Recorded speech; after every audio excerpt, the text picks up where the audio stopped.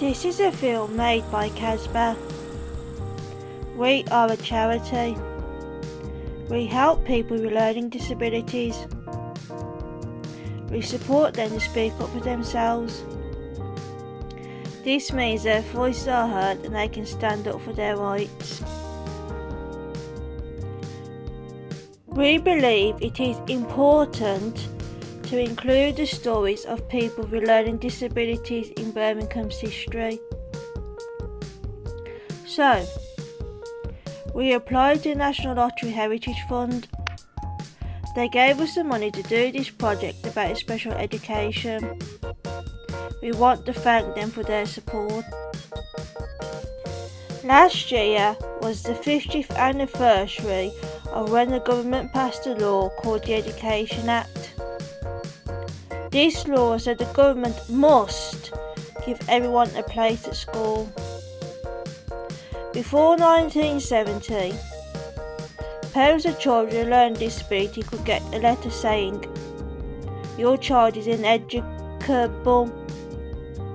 They couldn't go to school. Can you imagine how that would have felt? Even after 1970, it wasn't always easy. Joan Merriman remembers the struggle she had for her son John in 1974. They said there was no way for John in Birmingham. You've got to put him away. And they wouldn't. And I did put in the evening mail and wanting to know why there wasn't a school for him, where if it was normal, he'd have to go to school by law. And Mr. Jackson, the head of Victoria, sent for me and said he was sorry because John should have been in there. He'd slipped through the net somehow. He said, "I know it sounds harsh, but if one of them should pass away, we'll have John straight in," and which he did. Nowadays, you need an education healthcare EHC plan to get into a special school. Sabrina had to fight long and hard to get her daughter a place at the special school. The school should help you get this plan, but they say it's Senko's fault because they're not quick enough to help. And when you do get an appointment, it's nearly 3 or 4 months to get the ball started. Then you've got to wait so many weeks for the paperwork to go through. Then you have medical proof. So without Casper, I don't think I would ever got an EHC plan. The school weren't helping at all. It's very complicated. You go meetings and meetings, unless you've got somebody there and they're using the fancy jargon, you've got learning needs yourself. It's hard to understand what they're on about.